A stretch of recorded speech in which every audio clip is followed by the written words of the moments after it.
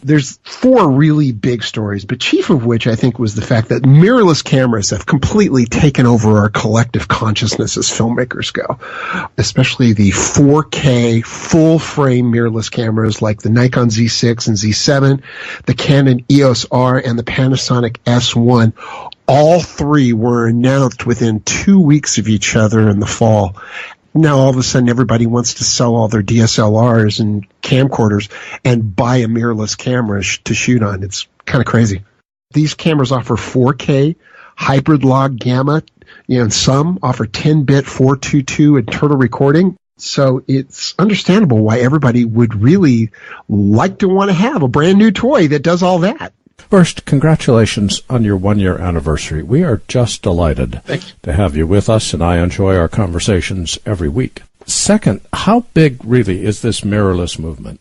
When you consider from the Nikon Z series to the Canon EOS R, the Panasonic S1, full-frame mirrorless cameras became the new hot piece of camera gear in 2018. And while the year began with the Panasonic GH5S, which was a Micro Four Thirds mirrorless camera, and let's not forget the introduction finally of Blackmagic's 4K Pocket Cinema cameras, it seems to me that full-frame mirrorless cameras are now pretty much all anyone really wants to talk about. Are we heading towards a mirrorless 4K world once dominated by DSLRs? I think it's likely, though I think also manufacturers will attempt to keep DSLRs around as long as they can to squeeze out every dime out of the technology. But make no mistake, mirrorless cameras are here to stay, and I think they're going to be our future. Well, high-quality, small form factor cameras are always exciting. What's your number two story? The number two story actually happened technically in December of 2017, but its impact has reverberated all through the year. And that was last December, the FCC moved to scuttle the net neutrality rules brought about by the Obama administration. In a party line vote of 3-2, the FCC rolled back the net neutrality rules and gave effective control of the internet back to ISPs amidst fears that higher costs and bandwidth caps would begin the internet's long march towards a universe that looks more like cable, with fears of even more segmented, tiered internet like the cable does, where you would have to pay extra for visiting certain websites. But those fears never materialized into reality. Well, there's still a lot of fear over this, along with discussions on what AT&T and other major carriers are doing. What's your take? I think all those worries were legitimate to be concerned about, but were largely overblown. As I said, most of those fears never materialized in the first year that the FCC has abandoned the net neutrality rules. But make no mistakes, this story is not over, because net neutrality is winding its way through the courts as individual states have sued the FCC in an attempt to have those regulations and rules reinstated. So the story isn't over, not by a long shot. Net neutrality may live to see another day. Well, I agree. Net neutrality is a big deal, and it does deserve to be on your list of top stories. So what's the number three story this year? I'm starting to wonder if drones are over. Drones were practically absent from NAB this year. Local, state, and federal regulations are making it more difficult to fly, and drone stock footage is now becoming readily available. At its height, drone use amongst filmmakers was really only about 7 to 8%. So I'm starting to wonder if the impact of drones on our industry is really going to be more of a bump than a gigantic tsunami. Well, given what happened at Gatwick Airport last week regarding what some say was a drone interfering with flight operations, I suspect drones will be in the news more, not less. What are your thoughts?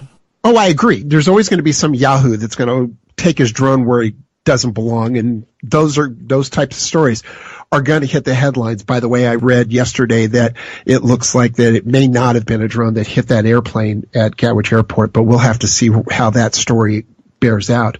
But with DJI having successfully won the drone wars, and it really is the only legitimate king to this category, and while they show no signs of slowing down with new models and features, the trends seem to indicate that widespread adoption of drones for aerial cinematography seems to be waning. Like I said, at its height, it never got above about 8% of the overall market use for drones since their inception.